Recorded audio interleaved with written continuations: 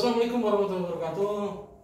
Aduh, bintang tamu kali ini deg-degan. Saya deg-degan. Gini, masalahnya nih guru saya tuh di bidang penggerak sosial, penjual sosial, ya. Multi-talent juga dan sosok yang komplit lah. Jadi saya juga bingung nih. Kayaknya materi yang ada di sini udah out aja. Bukan multi-talent kan? Sebenarnya memaksakan gitu.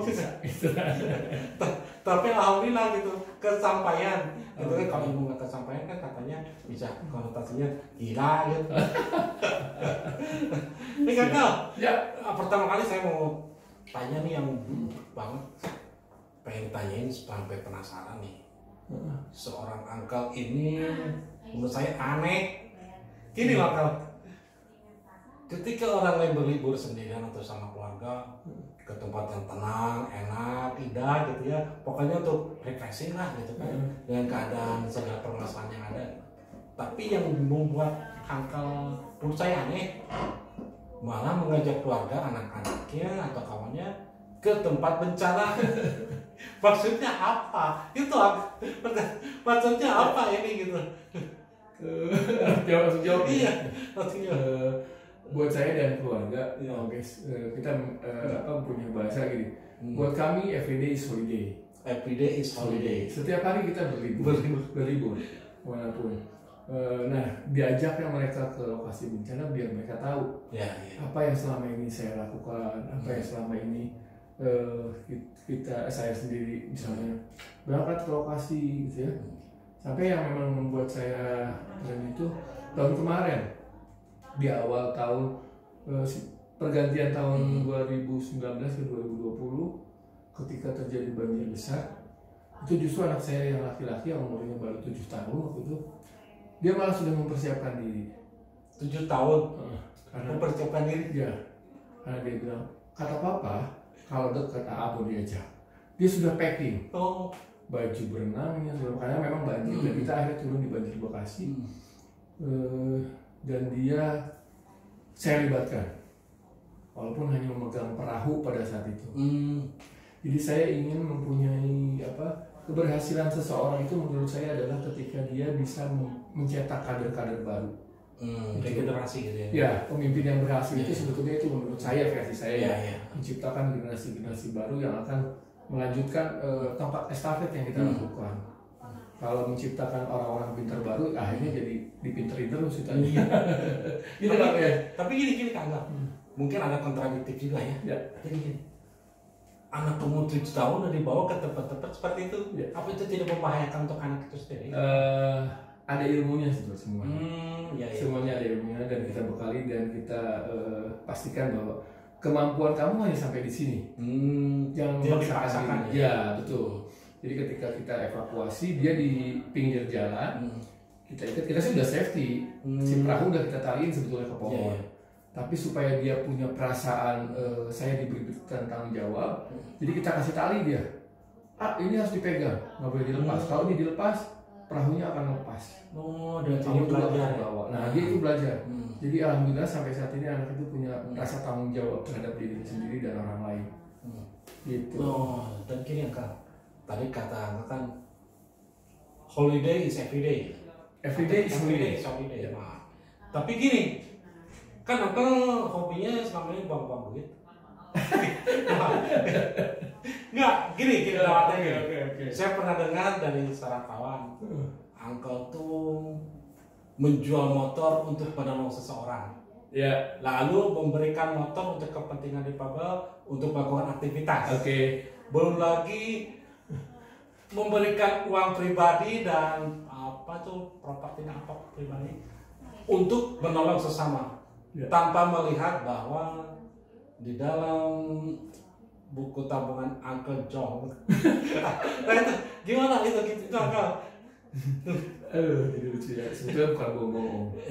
Jadi saya dan kebetulan istri, anak sih belum terlalu mengerti ya, menyampaikan bahwa kita ini sebetulnya bukan orang kaya yang sok-sok bohong, tapi justru kita ini orang pelit.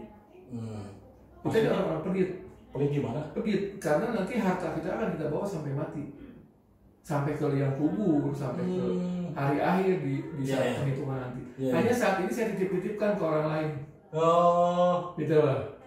Pakai ini untuk yang bermanfaat, pakai ini untuk bermanfaat. Nah, kebermanfaatan dari yang dibilang buang-buang uang itu nanti akan kembali insya Allah pada kita pada akhirnya. Amin, amin ya. Gitu.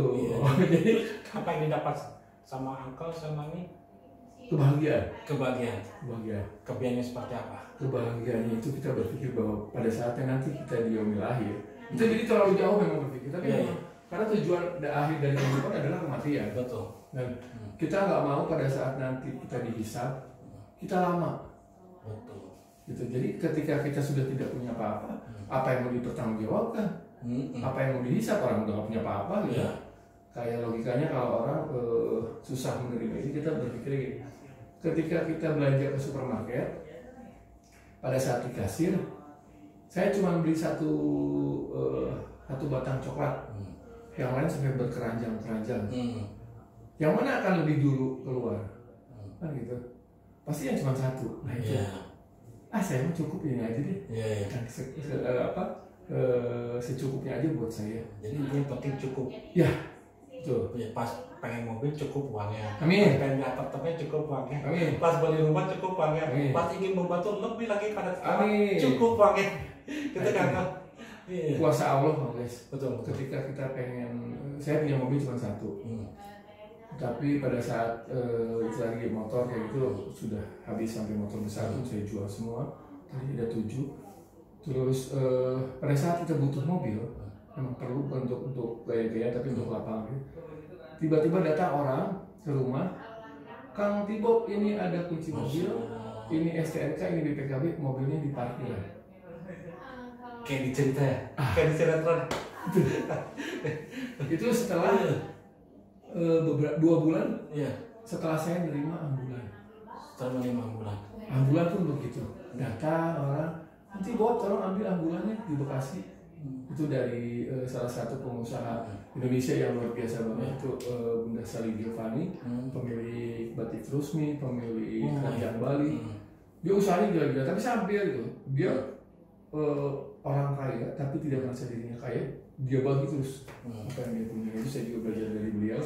Jadi saya pada saat saya ulang tahun itu justru hadiah ambulan. Masalah ya. Ya Allah, ternyata Allah memberikan saya kepercayaan untuk lebih bisa lagi berbuat untuk umat. Gitu. Dan manfaatnya juga saya rasakan pernah. Ketika saya butuh mobil untuk bagi-bagi sembako di Papua, alhamdulillah. Ternyata saya bilang karena kau bantu dong ini untuk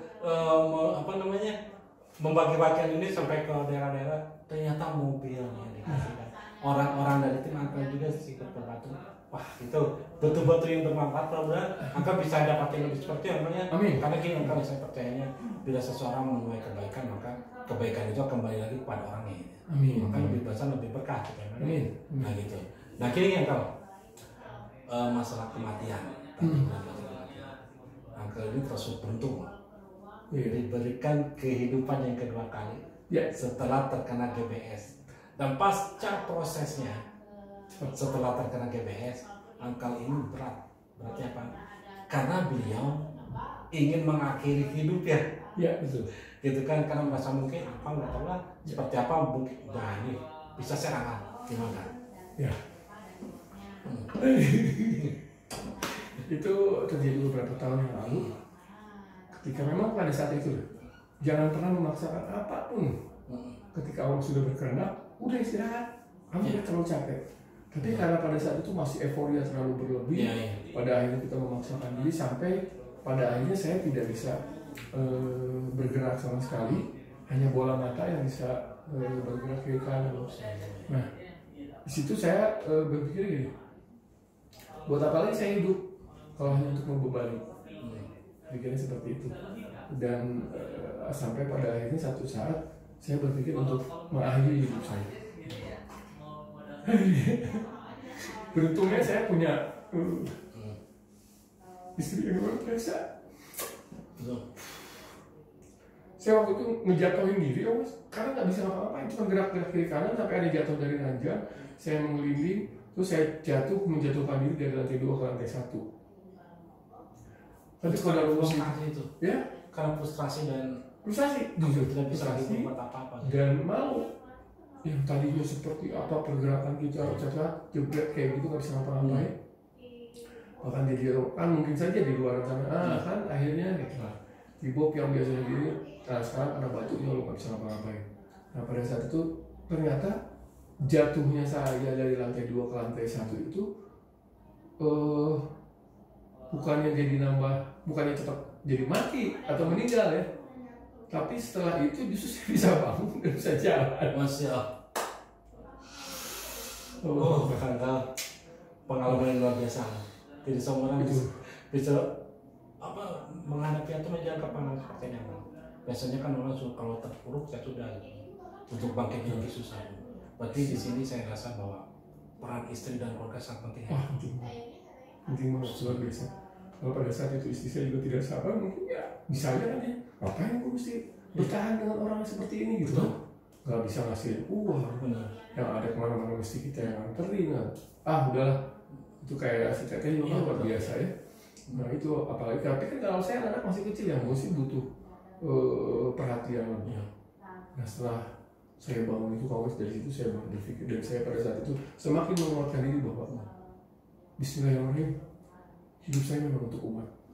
Hidup saya untuk maslahatan dunia ini, membantu sesama tanpa pernah berpikir siapa dan apa yang harus saya bantu. Siapapun yang membutuhkan pertolongan, saya tidak melihat sisi agama apa, latar belakangnya apa, hantem selama kita mampu. Dan alhamdulillah sampai saat ini sehat.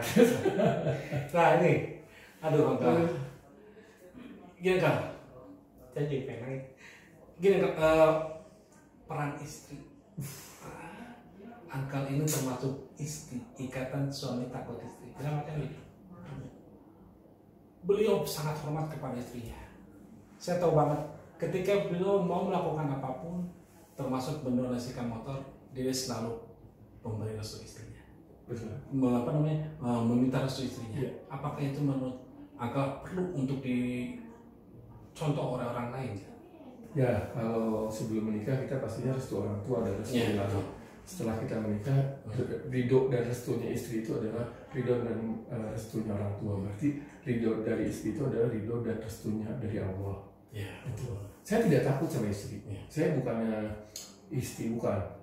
Saya berani sama istri. Bahkan kalau untuk menikah lagi pun saya berani. Tapi permasalahannya istri saya lebih berani dari saya. Jadi saya gitu. Bukan istri tapi takut ditinggal istri. Istri gitu. Betul. Saya mau berani. Saya bilang saya takut sama istri. Tapi lebih takutnya lagi. Saya takutnya lagi itu karena istri saya lebih berani dari saya. Mauski. Curhatnya apa? Gitu. Saya alhamdulillah saya dikasih pasangan hidup yang luar biasa. Dan ini juga merupakan satu anugerah dari Allah yang luar biasa yang harus kita syukuri. Jadi dia nggak pernah ribut masalah uang. Dia tidak pernah mempertanyakan setiap saya penugasan. Kalau saya penugasan sering bantu di Kemensos untuk berangkat ke luar daerah, dan memang di situ saya dapat uang. Tapi dia sekalipun tidak pernah meributkan hal itu. Gitu. Wah, hebat Angga. Jadi gini Angga, kalau rezeki mah nuturkeun kan ya. Ngikutin kita di mana kita berbuat baik, insya Allah di situ ada rezeki gitu kan kayaknya. Terus gini Angga, dalam saya pernah dengar ya Angga itu membutuhkan biaya untuk pengobatan seseorang. Dan biaya itu diberikan oleh pengusaha tajir dari Brunei. Ya betul. Dan itu langsung beliau terbang ke Indonesia untuk menyampaikan langsung ke Angka. Itu bisa seperti itu Angka. Yang saya pikirkan kok Angka bisa kenal seperti orang-orang hebat ya di luar negeri gitu kan, yang benar-benar ikhlas terus mau membantu Angka juga untuk membantu sesama. Itu bisa seperti itu gimana Angka?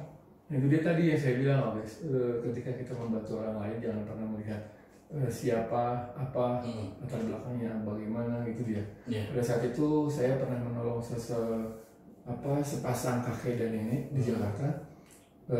Si istrinya itu jatuh itu di daerah Taman Ria Senayan. Kita berhenti, terus kita bantu semampu kita bawa ke rumah sakit, kita dampingi terus sampai kita tahu bahwa keluarga mereka itu hanya berdua kesini. Kita berikan kesempatan untuk menghubungi keluarganya. Setelah datang ada keluarganya, kita pulang. Kita tidak pernah berpikir untuk dapat imbalan atau ucapan terima kasih pun enggak. Nah ternyata itu adalah keluarganya dari keluarga pengusaha kaya di Brunei itu. Dan dia ternyata mencari siapa sih orang yang membantu keluarga saya kemarin. Gitu. Dan dia itu salah satu orang yang membantu saya ketika saya pun terkena GBS itu. Saya mesti nyiapkan uang sampai 80 juta. Untuk beli, tahu sendiri gambaran sih harganya gila-gila. Nah, perawatan lainnya. Itu salah satunya mereka yang membantu saya. Dan saya meyakinkan itu kepada teman-teman yang juga mengatakan bahwa titik nilai kemanusiaan kita tertinggi ketika kita bisa membantu orang lain tanpa pernah melihat latar belakang, status agama, ekonomi, sosial. Lakukan memang yang harus kamu lakukan selama kamu mampu untuk bisa membantu seseorang. Insya Allah. Betul. Begitu. Nasihat Angkal. Benar-benar Angkal ya. Jadi kalau saya sih melihat sosok Angkal itu sosok sempurna ya. Enggak maksudnya gini. Enggak ya, sempurna dalam artian beliau selalu ikhlas memberikan sesuatu dan dia tidak pernah mengingat-ingat sesuatu yang pernah dia berikan atau dia bantu gitu. Beliau selalu bilang, saya ingat bahwa tidak harus menunggu semuanya kaya atau sempurna. Kalau bisa melakukan kebaikan sekarang, yang lakukan saja gitu. Nah ini sangat motivasi juga untuk seorang difabel atau kawan difabel. Menurut Angkal, apakah difabel juga mampu untuk menjadi subjek pemberi daripada sangat mampu. Makanya saya selalu menyampaikan kepada teman-teman, sorry nih, bukan karena depan Kang Oges saya ngomong gini. Saya bilang lihat sosok Kang Oges, tidak harus kaya dan sempurna untuk bisa berguna bagi sesama. Amin. Ya kan? Kang Oges dengan dibilang orang, punya keterbatasan. Siapa yang bilang keterbatasan kita? Saya bercanda sama Kang Oges, sama Budi kan biasa. Betul. Lu gila lu, emang mereka tidak akan tersinggung. Lu yang punya pikiran begitu. Jadi pada akhirnya dia menahan diri. Betul. Itu yang harus tahu masyarakat. Kalau saya selalu menyampaikan apa adanya. Kalau mau jelek ya jelek lu. Benar-benar Bang. Sangat-sangat memungkinkan difabel bisa membantu yang lainnya. Itu kita sudah buktikan pada saat Lebaran kemarin, kita bisa saling membantu, saling berbagi. Betul. Dia. Jadi Allah dengan sebutan yang maha adil pasti mempunyai orang ini kurangnya di sini, tapi dia punya lebih di sini. Nah gitu. Biasanya orang menutupi kekurangan. Kalau saya justru saya balik. Kekurangan tidak pernah saya tutupi karena saya yakin ketika orang menganggap saya sahabat saya yang akan menutupi kekurangan saya, bukan saya. Gitu. Justru kelebihan yang kita munculkan. Gitu. Jadi dengan seperti itu pun kita bisa jadi lebih percaya diri gitu kan, dan lebih bisa lagi menguatkan jiwa bahwa kita juga bisa kok melakukan yang orang lain bisa lakukan walaupun dengan keadaan kondisi difabel. Betul. Jadi Angkal ini boleh dikatakan pemerhati, sangat peduli, sangat empati kepada dunia difabel. Sampai-sampai saya pernah merasa merasa iri juga terhadap Angkal yang yang sekarang ini non difabel gitu kan, tapi betul-betul bila ada seseorang yang bisa menyakiti difabel, diskriminasi difabel, Angkal tuh paling vokal. Sampai mengejar gitu kan, waktu kerja di Solak kan sampai mengejar gitu mencari orang-orang yang kenal orang yang mendiskriminasi itu gitu, yang membuli itu. Sampai segitunya kenapa Angkal? Buat saya kawan-kawan difabel itu istimewa. Justru bukan harus dikucilkan. Justru saya bangga dengan Kang Oges. Ini saya bilang ke teman-teman, lu mengecilkan peran dan arti seorang difabel. Lu udah bisa bikin album belum? That's the point. Lu bisa nyanyi gak? Nggak bisa melihat. Manusia itu punya kelebihan dan kekurangan. Dan ketika ada orang yang mulai mengusik orang-orang difabel, Saya sudah menyatakan itu. Saya yang pertama kali akan maju. Cek paribasama. Kurang menyawa jadi kentaruhan. Nah, itu aja daripada menghina keluarga gue. Kita kan seperti sebuah keluarga. Seperti satu anggota tubuh. Jadi ketika tangan kita sakit, semua akan merasakan sakit. Nah itu yang saya rasakan. Jadi buat saya secara pribadi, difabel itu sudah menjadi bagian dalam hidup saya. Walaupun katakanlah sekarang saya tidak dengan kedisabilitasan, tapi saya pernah di posisi itu, dan itu tidak akan pernah saya hilangkan seumur hidup saya. Karena sejarah tidak akan pernah terlupakan, sejarah tidak boleh dibengkokkan, sejarah tidak boleh dihilangkan. Saya tidak akan bisa seperti ini kalau tidak sejarah-sejarah yang saya lalui, pernah saya lalui itu ada di dalam hidup saya. Gitu. Kayak bener ya gue. Emang benar kali. Termasuk memperjuangkan Wiataguna. Yang akhirnya banyak kepentingan lain. Waduh itu gitu. Itu kan sangat-sangat, kita yang kalian tersangkal kita curhat-curhatan, angkol yang malam, pagi, subuh di Wiataguna ada kepentingan lain ya. Biarin aja lah kalian. Itu lagi urusan mereka sama Tuhan ya mawar. Yang penting sekarang angkal saya berharap terus untuk sehat. Karena angkal itu milik umat. Bukan milik orang-orang lain yang membutuhkan angkal. Ketika angkal terjadi lagi atau kambuh lagi dari IWS, banyak sekali yang khawatir termasuk saya. Mungkin banyak sekali di postingan tentang bagaimana itu angkal benar-benar dibutuhkan. Akhirnya kan antisipasinya apa kalau misalkan angkal di dalam bencana takutnya aku sakit atau kamu lagi GBS itu antisipasinya seperti apa? Mengukur diri sekarang lebih harus bisa mengukur diri. Jadi di mana ada waktunya bisa istirahat, saya sih nggak pandang-pandang, saya langsung tidur kalau memang harus bisa tidur. Kalau memang bisa bercanda dengan keluarga, sama anak, sama istri, itu kan salah satu media kita untuk merefresh ya. Itu saya lakukan. Jadi terakhir itu saya kemarin ke Merapi. Awal erupsi yang tahun 2020 itu saya bawa anak dan istri saya. Bawa juga? Bawa. Untuk apa alasan? Pertama mereka itu selalu mengingatkan saya, gitu. Dan saya juga selalu ingat jadi saya juga punya tanggung jawab yang lebih besar dari semuanya. Iya betul. Gitu. Nah tapi justru lucunya mereka itu ternyata mereka enjoy banget. Tidak seperti anak-anak lain yang hobinya di mall bermain gadget atau PlayStation. Nah, saya di situ melihat anak saya laki-laki itu kan gadget itu kan wah luar biasa. Everyday itu dia paling sering bermain dengan handphone dan gamesnya dibanding dengan teman-teman saya. Tapi kalau memang di rumah saat ini memang kita tutup dulu untuk bermain dengan teman-teman menjaga ya. Nah pada saat kemarin ke daerah Kelakah itu 3 km dari Merapi. Desa yang dekat banget sama Merapi. Pas saya baru turun, saya koordinasi dengan pemerintah setempat. Ada orang bilang, itu anak siapa ya? Kok 2 kayaknya beda. Pas saya lihat anak saya lagi main karet yang perempuan itu, yang laki-laki lagi main bola. Ya Allah, anak saya bilang. Dan ternyata ibunya saya lihat cuma nggak tahu ibunya lagi mendokumentasikan. Lagi asing gitu. Dan istri saya tuh sampai ketawa-ketawa. Ini lucu pokoknya lucu. Ya Allah, alhamdulillah. Ternyata mereka itu bahagia. Dengan dibawa ke tempat yang seperti ini, bukannya mereka pulang pakai gini kan gitu ya. Jadi enggak. Mereka enjoy. Malah pas begitu malam yang saya bikin bingung itu, mereka pengen nginep di situ. Nah itu aku jangan ya. Akhirnya kita ajak ini mas, ada mau pulang juga. Ini tuh dari hebatnya keluarga angkal. Jadi angkal tuh menstimulasi ibaratnya merangsang terlalu porno gitu. Menstimulasi kepada anak-anaknya dan istri angkal ini ya pasti untuk mereka menjadi jiwa sosialnya sangat tinggi.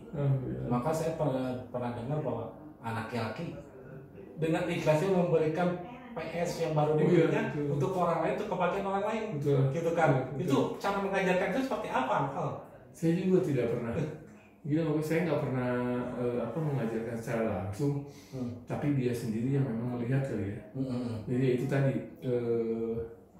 apa yang kita lakukan yang bisa diketahui sama anak kita ternyata itu adalah pelajaran buat mereka. Makanya hati-hati. Saya juga pernah anak saya yang perempuan protes, papa dulu kenapa sih suka galak sama mama? Tapi sekarang alhamdulillah kayak ini lagi. Nah, kalau yang itu dulu pada saat yang PS itu, nah yang sekarang justru punya kebiasaan baru. Dia dengan adanya pandemi ini dia jarang jajan. Tapi dia punya satu keinginan, setiap hari Jumat itu minimal dia harus membeli 3 buah Al-Quran dari uang jajannya itu. Mudah-mudahan jadi habis Al-Quran ya. Amin. Ya. Jadi alhamdulillah di mobil itu kalau nanti boleh lihat kalau mau selalu ada beras dan Al-Quran. Masya Allah, Angkal. Itu merupakan berkah yang luar biasa lah. Insya Allah nanti untuk kedepannya untuk berkah keluarga Angkal. Amin. Dan Angkal 26 menit katanya. Kan terusin lah, ya lah. Udah mati lama. Oke. Ya, masih belum banyak yang bicaranya di share sama Angkal di sini. Dan salah satunya adalah Angkal, banyak sekali yang bertanya Angkal T-Bob itu siapa sih? Kau yang tidak tahu tentang pergerakan sosial atau misalkan yang orang yang baru tahu Angkal T-Bob itu pengen lagu yang susah. Oh bukan. Kalau orang yang bergerak di bidang sosial pasti tahu dari Kemensos sampai Dinsos itu, insya Allah dia tuh sosok yang paling bisa katakan ditauladani lah kayak jiwa sosialnya gitu kan. Nah sekarang kan saya tahu bahwa Anta itu salah satu founder atau pendiri dari komunitas Angkal T-Bob, sahabat Angkal T-Bob ya teman-teman. Nah kenapa sih diberi nama sahabat Angkal T-Bob? Itu tadi sudah disampaikan juga sebetulnya. Sahabat itu yang akan selalu melindungi kita, ada selalu buat kita, dan tidak pernah, kalau namanya seorang sahabat tidak pernah melihat bermain dengan si kaya ataupun si miskin. Kepada para donatur pun saya tidak nyebutnya tidak donatur, tapi sahabat. Oh sahabat. Ya. Mereka orang berada, mereka misalnya orang kaya, mereka juga membutuhkan orang-orang seperti kita. Bukan mereka tidak mau berbagi, tapi mereka tidak punya waktu. Terkadang orang kaya kan gitu. Ya, gue pokoknya sibuk nyari duit. Ya, ketika dia harus berbagi, kepada siapa saya berbagi? Nah disitulah kita membuat satu perkumpulan. Jadi sahabat Angkal T-Bob itu siapapun juga boleh bergabung. Ataupun saya juga sahabat Angkal T-Bob itu tiba-tiba misalnya ada. Padahal saya sendiri belum kenal gitu kan. Nggak masalah. Itulah namanya sebuah sahabat yang selalu ada dan selalu melengkapi. Ya, jangan lupa saya juga sahabat T-Bob. Wajib harus diapok kan? Iya, amin. Ada nggak Angkal punya target atau misalkan titik jenuh Angkal bahwa saya sudah harus berakhir lah di dunia sosial ini karena capek lelah dengan segala permasalahan atau misalkan bencana alam di mana-mana gitu. Waktu itu bukan ke titik jenuh tapi lebih ke saya berpikir tentang keluarga. Pada saat itu saya bilang di Lebaran tahun kemarin saya bilang sama istri, Mam, kayaknya aku mau berhenti dulu nih kegiatan seperti ini. Kenapa? Ya saya juga harus memperhatikan kalian. Walaupun kalian tidak keberatan, tapi saya punya perasaan kenapa saya lebih banyak waktu dengan orang lain dibanding dengan keluarga sendiri. Itu sih terserah, kan papa yang punya ini. Kalau mama sih seperti dia tidak setuju sebetulnya gitu. Ya. Terus juga kebetulan memang kas kita kosongin. Kas kita kosongin habis, dan kita sampaikan kepada sahabat-sahabat bahwa saya mau izin untuk saya mundur dari kegiatan-kegiatan yang saya lakukan selama ini karena saya pun harus bisa banyak yang harus menjadi tanggung jawab saya. Nah, setelah itu terjadi 3 hari kemudian saya matiin tuh namanya sosial media, Instagram. 3 hari atau 4 hari, hari keempatnya saya nyalain lagi dan itu banyak DM masuk. DM cuma bilang gini, Kang, tolong cek ya sudah masuk belum ke rekening. Itu hampir atas semua. Begitu dibuka itu nilai nominalnya hampir 350 juta. 350 juta? Iya, dalam jangka waktu 3 hari. Saya liatin ke istri, Mah, tidak jadi berakhir. Tidak jadi berakhir karena amanah itu kan tanggung jawab. Iya, amanah. Betul. Berarti ya emang yang tadi saya katakan bahwa Angkal T-Bob ini milik umat, milik masyarakat luas. Jadi ya sampai kapanpun Angkal harus berjuang di sini terus gitu kan. Saya juga berharap kalau tidak ada sosok seorang Angkal T-Bob. Aduh Angkal, gimana ya? Terutama saya pribadi Angkal mungkin sangat kehilangan dengan saya pernah sih merasakan bagaimana keikatan keterusan kebaikan Angkal. Gitu kan. dan saya merasa itu harus saya teladani dan Uncle menjadi guru saya gitu. Terima kasih banyak. Dan menurut saya juga ini harus diteladani oleh orang-orang yang di atas sana, maksudnya Kemensos dan Insos. Insya Allah. Ya, dan mudah-mudahan tidak mungkin lah Uncle nanti mungkin menjadi Menteri Sosial. Oh jangan.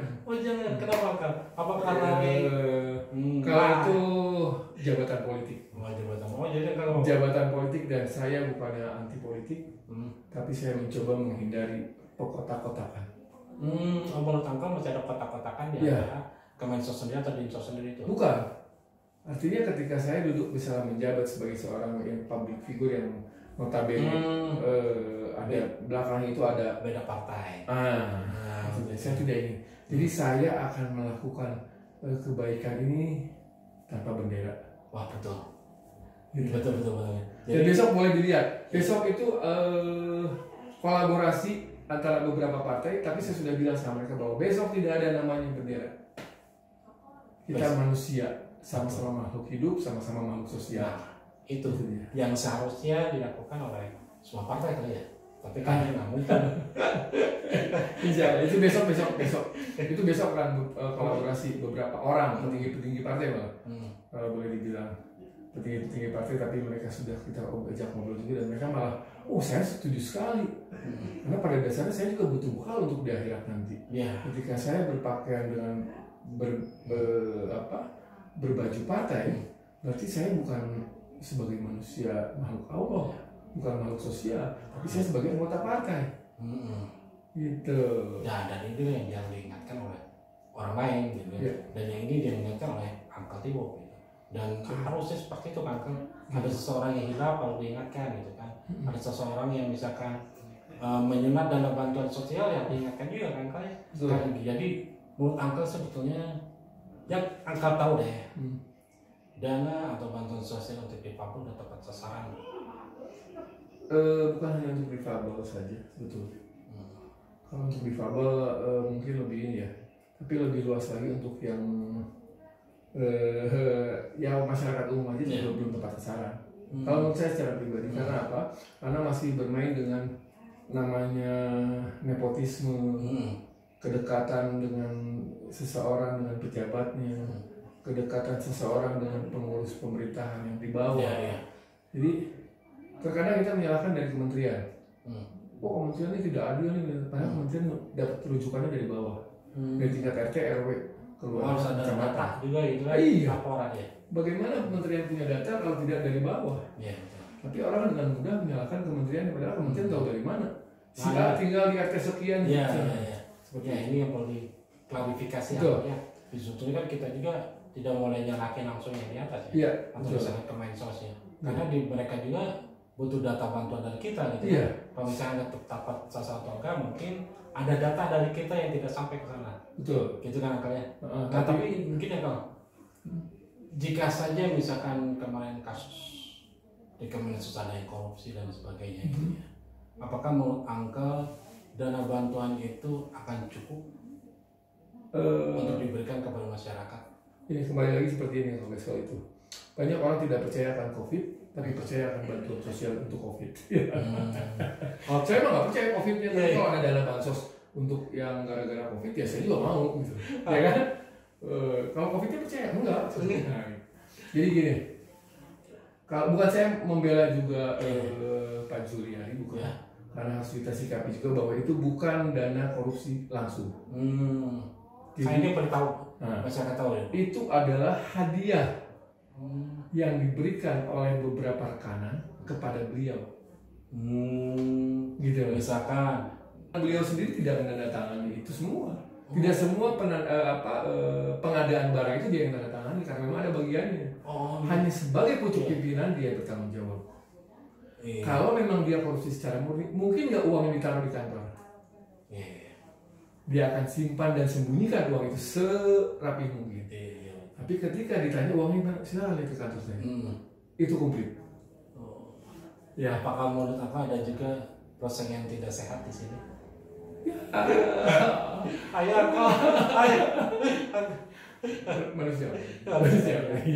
Jawabannya masih ada yang manusiawi. Tapi saya bukan membela Pak Juli. Iya. Ya, karena masyarakat umumnya harus tahu kebenarannya dan tidak hanya dari sisi masyarakat yang awam, yang terbawa-bawa latah. Ini salah, ini koruptor, tapi harus ada juga dari sisi lain yang memberikan kebenarannya itu. Berapa miliar sekarang yang dia korupsi? Sekitar 17 miliar. 17 miliar. Berapa dana yang di Kota Bandung saja yang sudah dibagikan? Itu di atas 200 miliar. Cukup nggak? Tetap aja nggak cukup. Karena manusia memang tidak akan pernah cukup. Iya. Angkal. Tapi ketika orang bilang, wah cukup dengan segini aja, alhamdulillah. Iya. Saya kasarnya ditanya, penghasilan berapa sebulan? Coba aja hitung sendiri. Iya. Saya nggak pernah tahu kok guys. Iya. Saya dapat uang dari mana? Ya walaupun memang saya ada punya usaha sendiri. Jadi mamsi selalu bilang, yang ini jangan diganggu karena ini untuk anak-anak. Tapi untuk berkegiatan sosial itu saya juga nggak tahu. Contohnya buat besok, ya kita bisa tiba-tiba membagikan 500 box. Jadi kita tidak pakai nasi bungkus. Nah itu salah satu yang kita sampaikan bahwa kita memanusiakan manusia. Ya kita menghargai manusia. Oh kita membagi ini sudah berbaik loh. Ya tapi kan sebaiknya kalau bisa masih pakai box. Makanya kita selalu kalau memang mau layak ya. Nah itu. Makanya kita selalu pakai box, masih box itu. Jadi pakai box, isinya pun 4 sehat 5 sempurna insya Allah.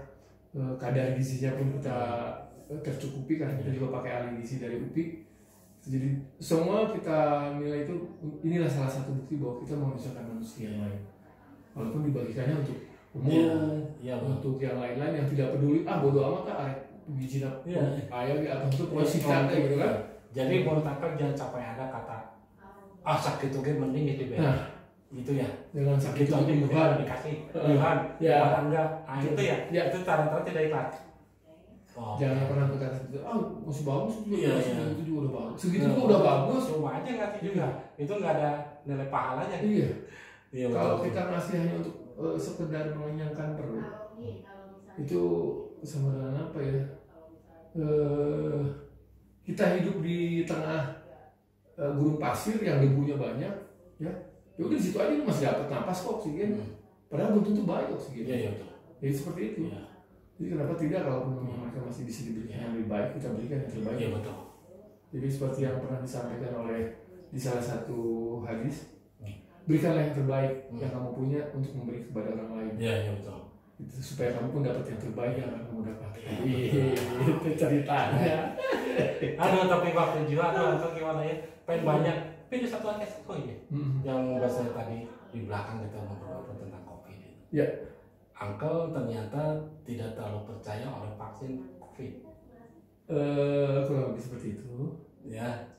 Apakah karena mungkin Uncle juga tidak percaya COVID? Saya percaya COVID itu ada. Karena makanya saya berjuang sampai dari awal aja kita sudah mengikhlaskan sebuah mobil untuk membuat satu posko. Saya menjual mobil saya. Itu kita berjuang. Dan doa saya cuma satu kepada Allah pada saat itu, bukan pengen COVID buru-buru hilang. Tolong lindungi anak dan istri saya untuk tidak terkena. Amin, betul. Itu aja. Saya akan memperjuangkan apapun juga, saya akan mengikhlaskan apapun yang saya punya asal jangan anak istri saya terkena. Nah, seiring waktu berjalan, kenapa saya dibilang misalnya, gue nggak percaya sama namanya vaksin. Sebelumnya dari pihak-pihak medis juga yang mengatakan bahwa flu burung saja vaksinnya itu perlu 10 tahun lebih untuk bisa yakin bahwa itu memang terbaik. Nah sekarang tiba-tiba kita beli dan kita dipaksakan harus pakai, sedangkan orang Cina sendiri nggak mau pakai. Nah itu. Kan saya ada komunikasi dengan beberapa sahabat di sana, karena pada saat COVID ini mulai, itu yang di Hong Kong, yang di Cina itu kita sempat support mereka dengan masker yang kita punya. Itu sempat kita kirim juga ke sana masker itu. Nah mereka ini bercerita di kita nggak dipakai loh. Ya ini mungkin untuk perbandingan aja ya, untuk memberikan masukan kepada masyarakat. Kenapa angka tidak terlalu percaya atau tidak percaya vaksin COVID ya? Itu penjelasannya angka mungkin dari angka. Tapi tidak saya dalam artian saya mengajak orang lain. Ya, ini seperti yang tidak mau nggak silakan saja. Kita tergantung pribadi Iya, masing-masing. kalau saya pribadi saya tidak. Oke, ya. Gitu. Ya, Angga, terima kasih banyak. Mudah-mudahan kita terus bersinergi, Angga. Amin. Ya, sampai di akhir nanti. Amin. Dan kita akan saling menguatkan dan saling menjadi saksi pada saat dia lahir. Amin ya Rabbal alamin. Terima kasih untuk semuanya. Wassalamualaikum warahmatullahi wabarakatuh.